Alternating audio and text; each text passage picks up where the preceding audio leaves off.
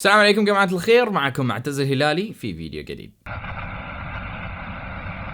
جماعة الخير، كلنا نؤمن بأن الموت هي اللحظة العميقة اللي ترجعك إلى رشدك الديني، اللي تخليك تتذكر كيف أنك مقصر مع ربك وكيف واجباتك الدينية كانت محصورة في أشياء قليلة مقارنة باللي مفروض تسويه. وكذلك يشتغل شريط ذكريات عميق للشخص اللي حضرت مراسم دفنه أو عزاه. دائما لما تحضر عزاء ضميرك الديني وتفكيرك بالآخرة والجنة والنار يزيد، سبحان الله. وطبعا هالشيء يزيد وينقص طبقا لمقام الشخص. جماعة الخير، كل واحد منا فارق شخص عزيز عليه، جد أو جدة، أب أو أم، وحتى الصديق ما يقل مكانه عن اللي ذكرتهم قبل شوية. بغض النظر عن مكان الشخص، شريط الذكريات هذا عادي يجيك لشخص أنت حصلته بالصدفة في محل أو في دكان رايح تشتري بضاعة بسيطة، وشفت شخص يبتسم للبائع والبائع مرتاح له وزرع موقف بسيط فيك خلال صدفة بس معينة، وسمعت خبر وفاته في اليوم الثاني، تحزن تتذكر كيف أن الدنيا صغيرة وأن الموت ما يعرف لا سن لا مقام لا عمر لا أيا كان. جماعة الخير، الشيء اللي خلاني أفتح الموضوع وأنا جالس أقلب تيك توك، شفت مقطع أثر فيي بشكل رهيب وخلاني أتفكر وأسوي فلترة للناس اللي حولي، وأحط في بالي من اللي يستحق أنه يكون معاي لين نهاية حياتي ومن اللي ما يستاهل أعطيها الاهتمام. وكذلك خلاني أتفكر في من اللي فعلا راح يذكرني بالخير بعد رحيلي من هالدنيا. أنا جالس أتفكر في الموت مش من باب اليأس، ولكن للتفكر والتأمل، لأحس بقيمة الحياة وكل نفس جالس أعيشه وكل كلمة جالس أنطقها. كذلك المقطع أثر علي بشكل رهيب وجتني قشعريرة رهيبة. أحطكم مع المقطع. هلا يا السوش، أخبارك يا صحتك؟ عساك طيب. أقول لك الغالي، أبى منك خدمة. أنا إن شاء الله باكر بداوم وما أظني أرجع لين شهر، وأباك تسير عند قبر فارس كل يوم العصر، أسقى له الزرع، أسقى قبره، رش عليه ماي، دعاله. أنا ما أبى الزرع يموت، أنا كل يوم أسير العصر وباكر بسير بعد، لكن عاد باكر في الليل بداوم، وعاد ما بحد يقطعه. على الأقل سير اسقى زرعه، لا تخلي الزرع يموت دامك أنت في البلاد موجود.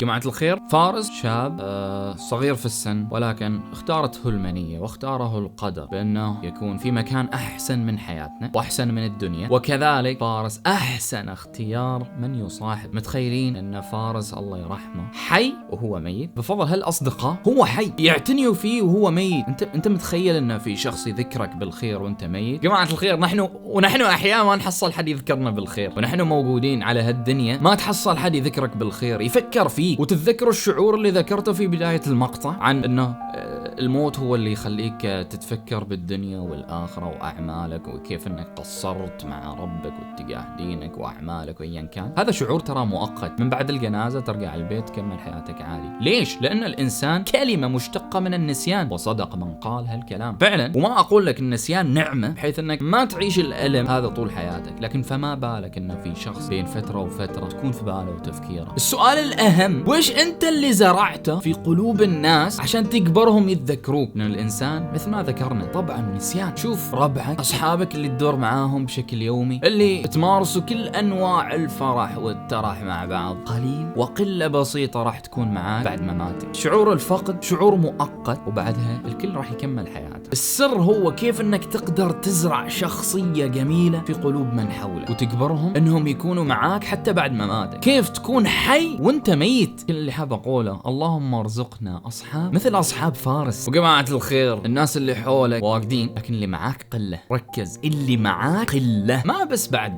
رحيلك، حتى وانت حي، يعني في المواقف اللي تحتاجهم معاك. الناس اللي فعلا راح يكونوا معاك قلة. الأغلب أعذاره على طرف لسانه، وهذا حرفيا شيء يعني نلامسه ونشوفه. ياما ناس قريبة خيبت ظنه، وياما حزنا على مواقف تمنينا انه في شخص قريب سوينا له فضل عظيم في يوم من الأيام يرد حالنا. وأحيانا تطلب شيء بسيط ما مستاهل، ما كان مادي ولا يعني شيء عظيم تطلبه من أشخاص، بس تستغرب انهم يرفضوه مع انك تقريبا سويت كل شيء عشانه. دائما حاول تخفض سقف توقع توقعاتك وتحد نفسك بمحيط حتى لو كان قليل افضل من انه يكون كبير وواسع بس ضعيف. وتريد تكون نفس فارس، الله يرحمه ان شاء الله ويدخله فسيح جناته يا رب. بقول لك كيف، يقول لك لا تبادل الكراهية بالكراهية مع أحد، وإذا صار في شخص عاملك بكراهية أحرقه بالطيب فيصبح بين أمرين، إما أن يكفيك شره أو يخجل ويتحول إلى صديق. الله، يعني مهما صار ومهما شخص والناس اللي حولك عاملتك بسوء وشفت منهم الويل، حاول ما تكون نفسهم. ازرع في داخل الجميع شيء يخصه، إذا لم يكن حبا فليكن احتراما. الحب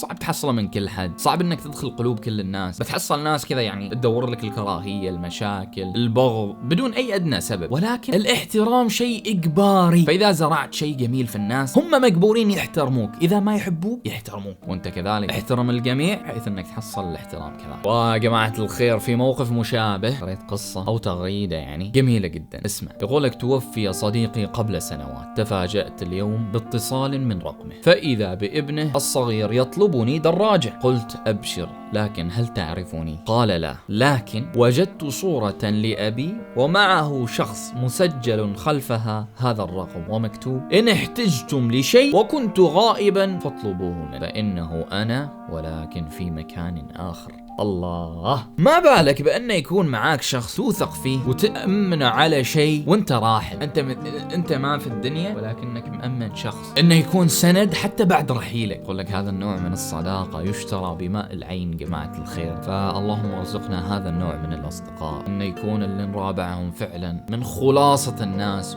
ومن المعادن النقية والأصيلة.